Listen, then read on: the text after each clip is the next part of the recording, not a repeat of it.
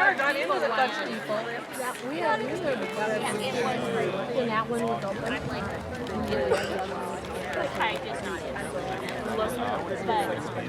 I'll have to tell you Early that. because the owners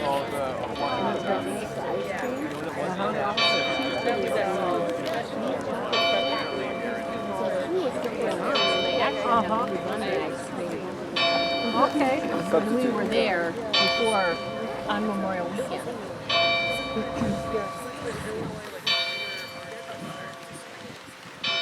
We have had Tillamook ice cream, but not at home if we had it in Astoria. Come, cousin. Canst thou quake and change thy colour as if thou wert distraught and mad with terror? But I can counterfeit the deep tragedian. Lady Mayor, the reason that we have Look called back, you defend me, here are enemies. God and our innocency, God and defend us! Oh, be patient, they are friends. That ignoble and dangerous Hastings is dead. So dear I loved the man that I must weep. I took him for the plainest, harmless creature that breathed upon this earth. A Christian. Well, he was the covertest sheltered traitor that ever lived.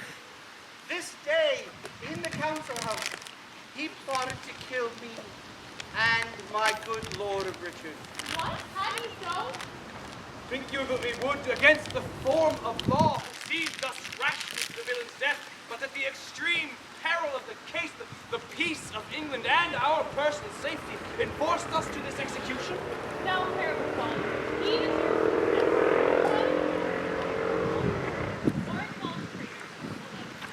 My lady, we would have had you heard the traitor speak and timorously confess the manner and the purpose of his treason, that you might signify the same unto the citizens who haply may misconstrue us in him and wail his death.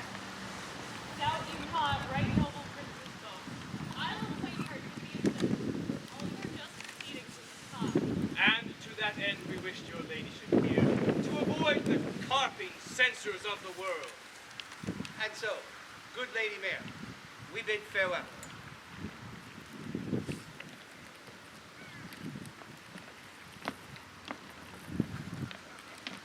Go, Buckingham.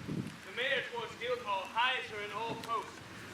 There, at your meetest advantage of the time, infer the bastardy of Edward's children.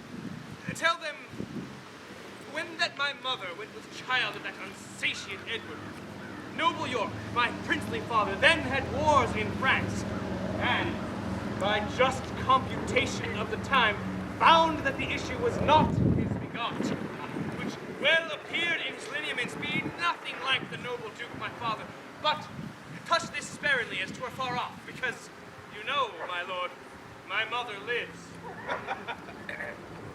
Fear not, my lord. I shall play the orator as if the golden fee for which I plead were for myself. And so, my lord, adieu. Now will I end to give some privy order to draw the brats of Clarence out of sight, and give notice that no person whatsoever shall have recourse unto the princes.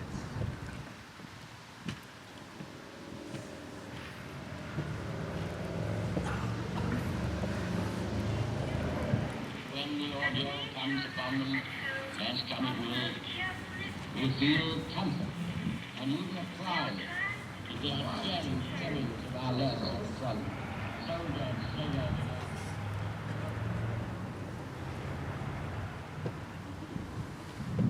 Come, cousin, what say the citizens? The citizens are mum and speak not a word. Touched you the bastardy of Edward's children?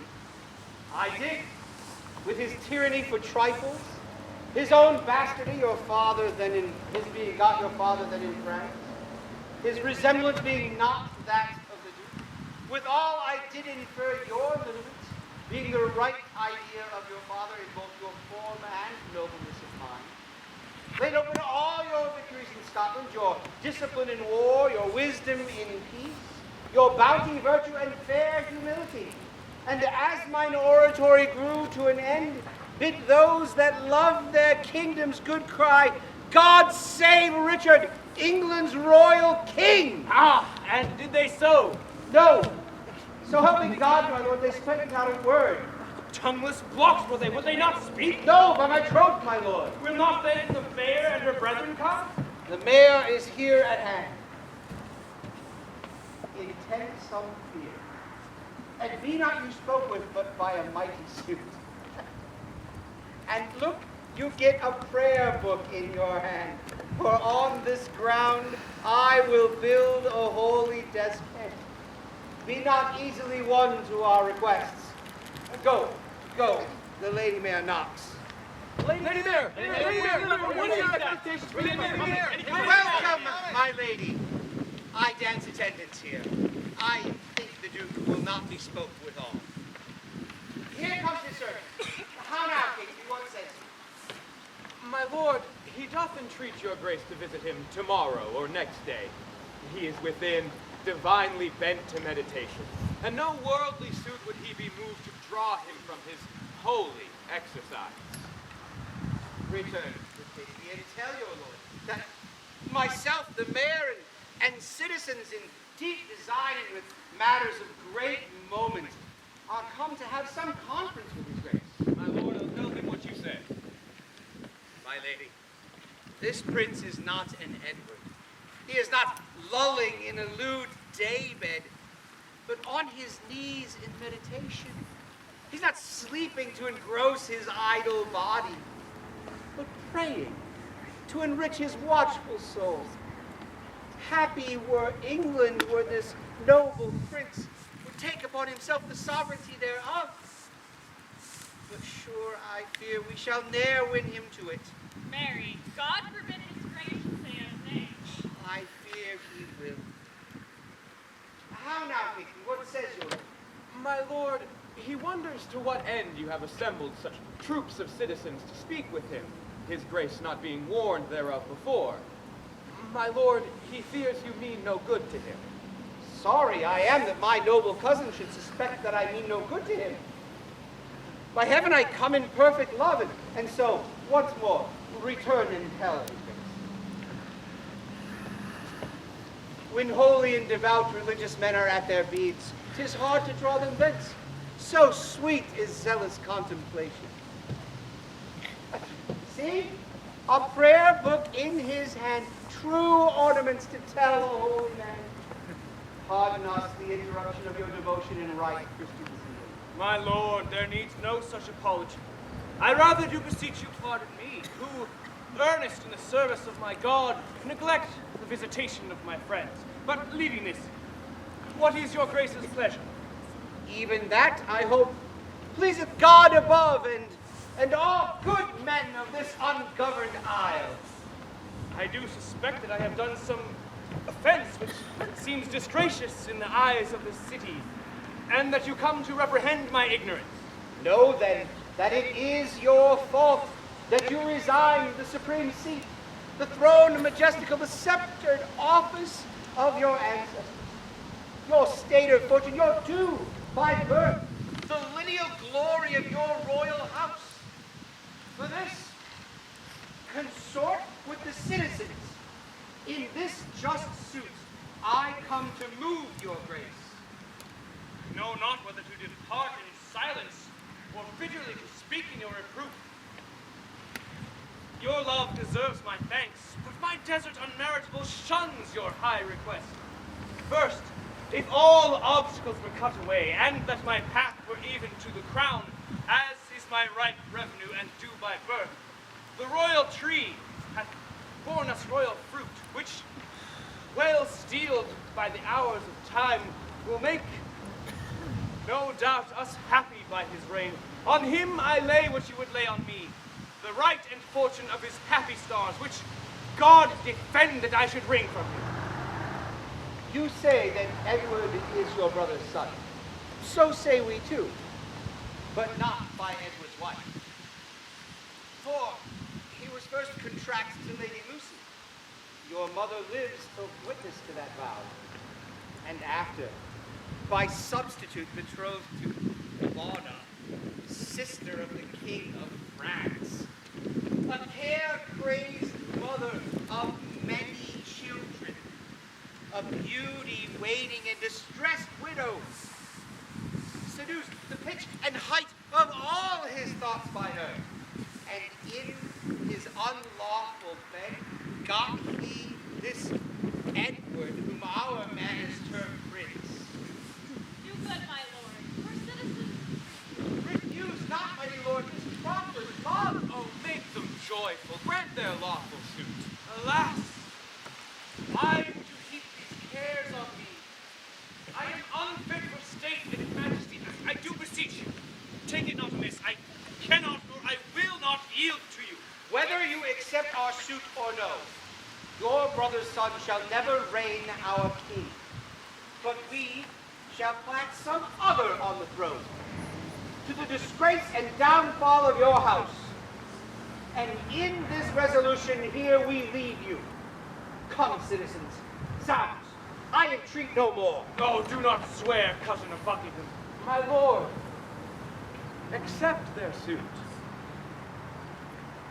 Would you enforce me to a world of care? Cousin of Buckingham, and you, sage, grave men, since you will buckle fortune on my back to bear her burthen, whether I will or no, I must have patience to endure the load.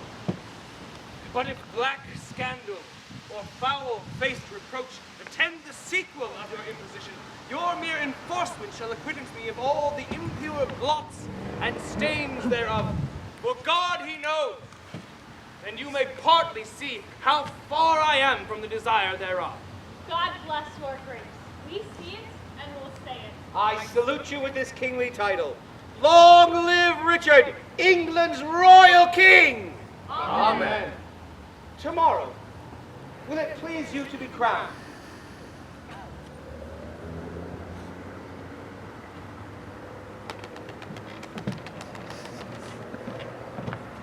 Lady Mayor! Lady Mayor, what do you think about this? Lady Mayor, what do you think about this? What do you comment? Lady Mayor, what do you think?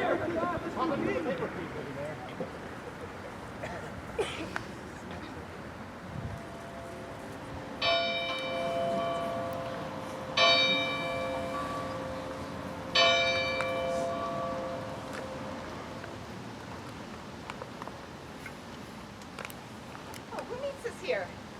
God give your graces both a happy and joyful time of day. As much to you, good sister. Whither away? No farther than the tower to congratulate the gentle princes there. Kind sister, thanks. We'll enter all together.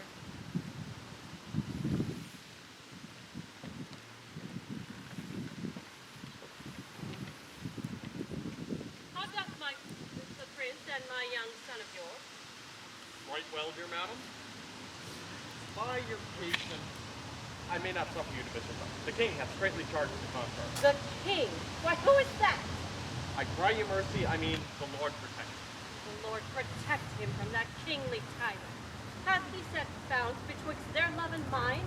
I am their mother. Who should keep me from them? I'm their father's mother. I would see them. And their aunt I am in law and love their mother. No, madam, no. I may not leave it so. I am bound by oath, therefore pardon me. Let me but meet you, lady, 1 hour hence, and I'll salute your grace and your as mother and reverend looker-on of two fair queens. Come, madam, you must straight to Westminster, there to be crowned Richard's royal queen. My legs are disgusting. Weichel tidings. I have To the world whose unappointed eye is murderous. Come, madam, come. I in all haste was sent. And I, in all unwillingness, will go. I would to God that the inclusive verge of golden metal that must round my brow were red-hot steel to sear me to the brain. Anointed, let me be with deadly venom and die, ere men say God save the queen. Go, poor soul. Defeat my humor. Wish thyself no harm. No! Why, when he that is my husband now came to me as I followed Henry's course, when scarce the blood was well washed from his hands, that issued my other angel husband, and that dead saint which then I weeping followed. Oh, when I say I looked on Richard's face, this was my wish. Be thou, quoth I, accursed, for making me so young, so old a widow. And when thou wentst, let sorrow haunt thy bed. and be thy wife if any be so mad, as miserable by the life of him as I am made by my dear lord's death. And besides, he hates me for my father Warwick, and no doubt will shortly be rid of me.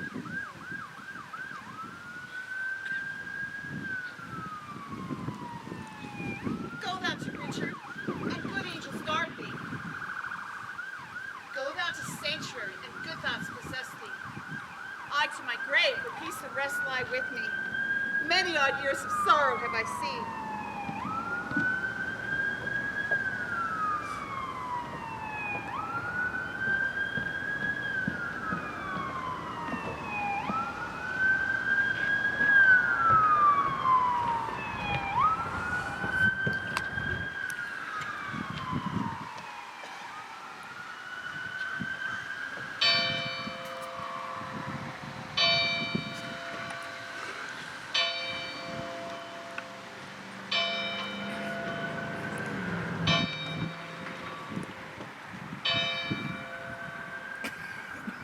Stand all apart. Cousin of Buckingham, My gracious lord. give me thy hand. Thus high, by thy advice and thy assistance, is King Richard seated. Oh, Buckingham, now do I play the touch to try if thou be current gold indeed. Young Edward lives. Think now what I would say. Say on, loving lord. Why, Buckingham, I say I would be king. So you are my thrice renowned king. Am I king? 'Tis so, but Edward lives. True, gracious prince. Oh, bitter consequence that Edward still shall live. Shall I be plain? I wish the bastard's dead and would have it suddenly performed. What sayest thou? Speak suddenly, be brief. Your grace may do your pleasure. But my kindness freezeth. Thou art all ice. Say, have I thy consent that they shall die? Give me some rest, some little peace, my lord, before I positively herein. I shall resolve your grace immediately. High-reaching Buckingham grows circumspect. Boy! My lord? Knowest thou not any whom tempting gold might corrupt into a close exploit of death? My lord, I know a discontented gentleman whose humble means match not his haughty mind. Gold will, no doubt, tempt him to anything. What is his name? His name, my lord, is Tyrrell. I partly know the man. Go, call him hither.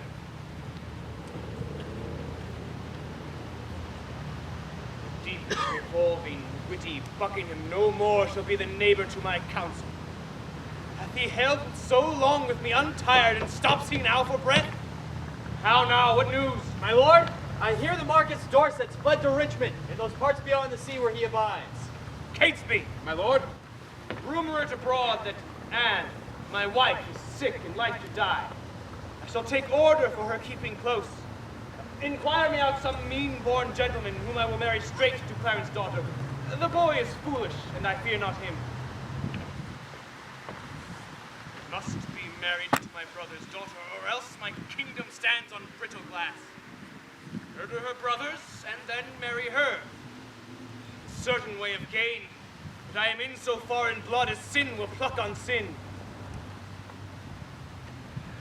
Tear-falling pity dwells not in this eye.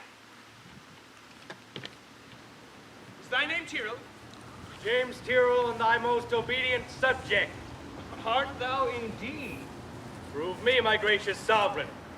Darest thou resolve to those bastards in the tower? Provide to me open means to come to them, and I shall soon rid you of the fear of them. Thou singest sweet music. Say it is done, Tyrrell, and I will love thee and prefer thee too. It is done, my lord. Shall we hear from thee, Tyrrell, ere we sleep? Ye shall, my lord.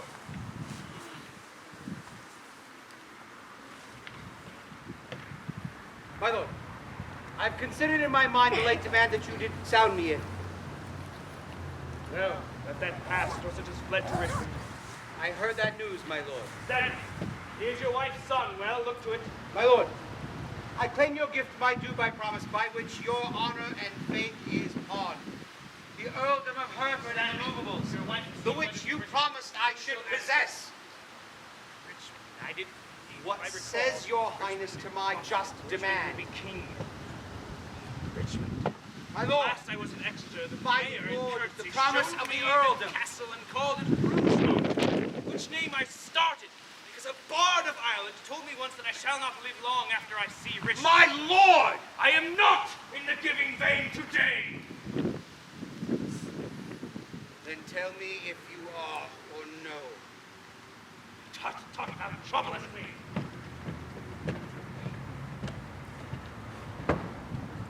Even so, rewards him my true service with such deep contempt? Make I him king for this? Oh, let me think on Hastings and be gone, while my fearful head is on.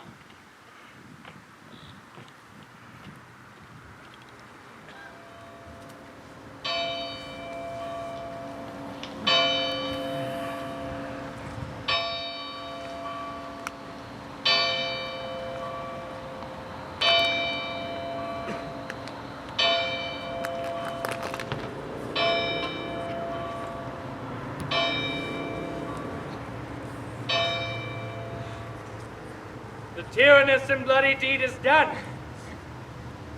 The most arch of piteous massacre that ever yet this land was guilty of.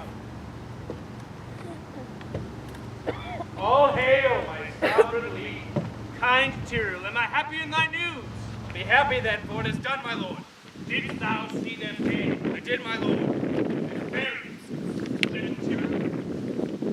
The chaplain of the tower hath buried them, but how or in what place I do not know. Come to me, Tyrrell, soon after supper, and thou shalt tell me the process of their death. Meantime, but think how I may do thee good. The son of Clarence have I pent up close. His daughter meanly have I matched in marriage. The sons of Edward sleep in Abraham's bosom, and Anne, my wife, hath bid the world good night. And now, since I know the Breton Richmond aims at young Elizabeth, my brother's daughter, and by that knot looks proudly o'er the crown, to her I go, a jolly, thriving wooer. My lord! Good news or bad, thou comest in so bluntly? Bad news, my lord. Eli is fled to Richmond, and Buckingham back with the hardy Welshman is in the field, and still his power increaseth. Eli with Richmond troubles me more near than Buckingham and his rash-levied army. Come, muster men. My counsel is my shield. We must be brief when traitors brave the field.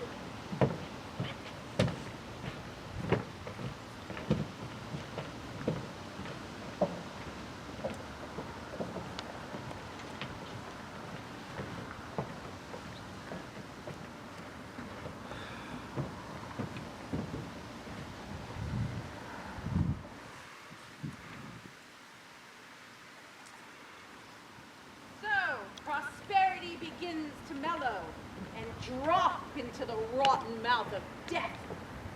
Here in these confines slyly have I lurked to watch the waning of mine adversary. Who comes here? Oh, my young princess. Oh, my tender babes. And yet your gentle souls fly above and be not fixed in June perpetual. Hover above me with your airy wings and hear your mother's lamentation. Oh, that thou couldst as well afford a grave as thou canst yield a melancholy scene. Then would I hide my bones, not rest them here. Oh, who hath any cause to mourn but I? If ancient sorrow be most reverend, give mine the benefit of seniory. Tell all thy woes again by viewing mine. I had an Edward, till a Richard killed him. I had a Harry, till a Richard killed him. Thou hadst an Edward, till a Richard killed him. Thou hadst a Richard, till a Richard killed him. I had a Richard too, and thou didst kill him. I had a Rutland too. Thou helpest to kill him. Thou hadst a Clarence too, and Richard killed him. From forth the kennel of thy womb hath crept a hellhound to hunt us all to death. That dog that had his teeth before his eyes, that foul defacer of God's handiwork, that excellent dread tyrant of the earth, thy womb let loose to chase us to our grave. Oh, Harry's wife, triumph not in my woes. God witness with me. I'm a wreck of thine. Bear with me. I'm hungry for revenge. Richard yet lives. Those black intelligencer. Earth gapes, hell burns, fiends roar, and saints pray to have him suddenly conveyed away. Cancel his bond of life, God, I beseech thee, that I may live to say the dog is dead. Oh, thou didst prophesy the time would come when I would ask thee to help me curse that bottled cider, that foul bunchback toad. So the course of justice hath wheeled about, leaving thee but a very prey to time. Having no more but thought of what thou wert, to torture thee the more, being what thou art. Thou didst usurp my place.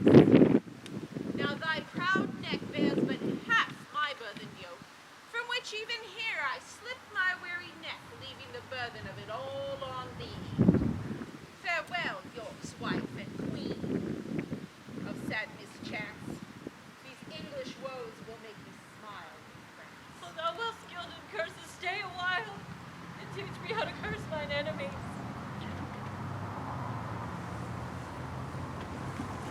Think that thy babes were fairer than they were, and he that slew them fouler than he is.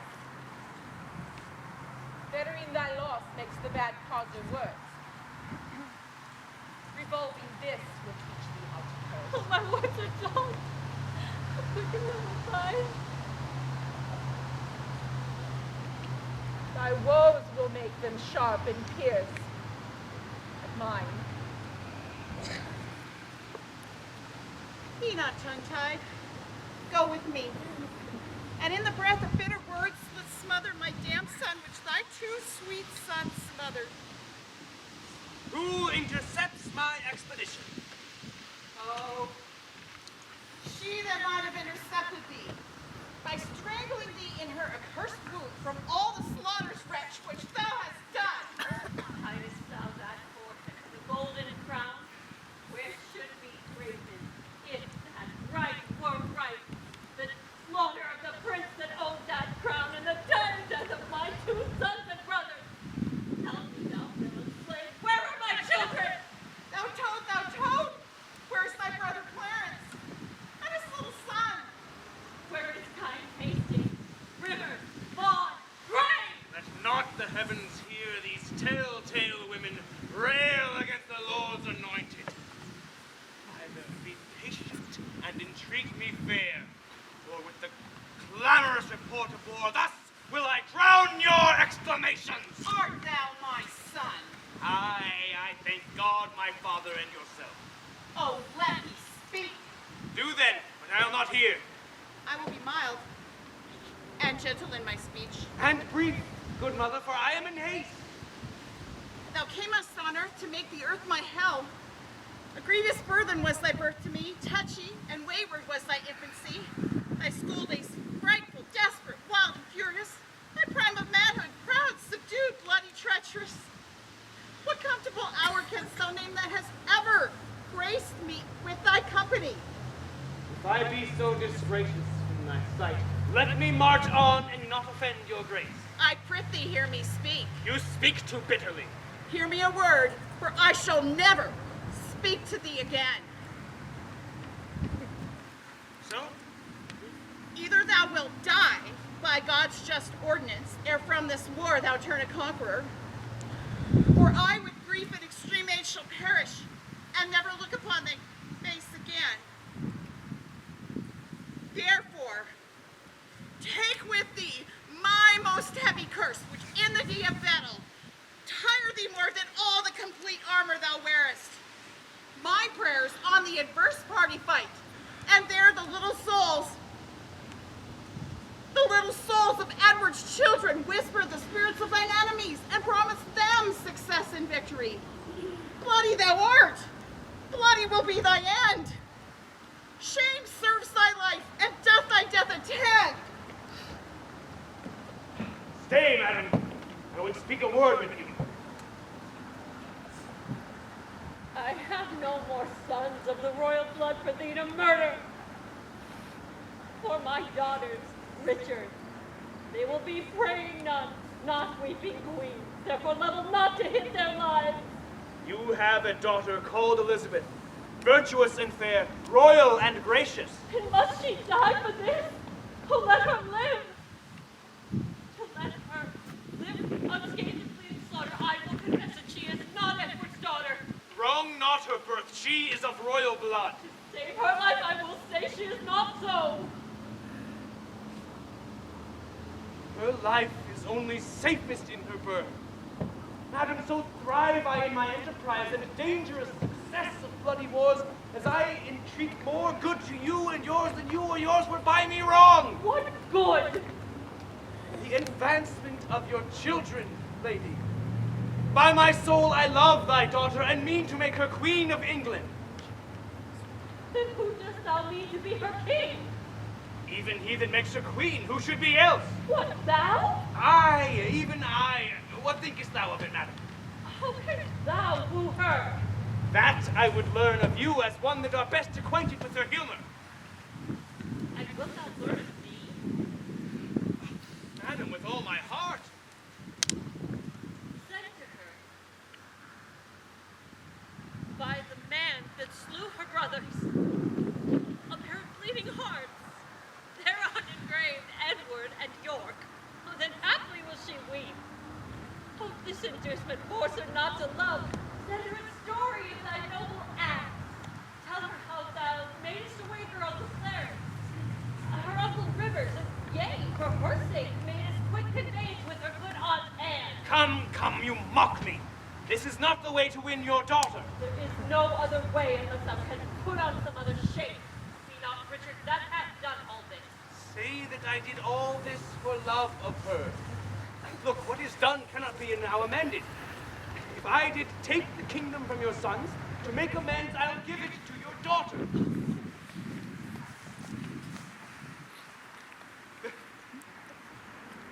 Grandam's name is little less in love is the doting title of mother. Therefore, good one, to thy daughter go.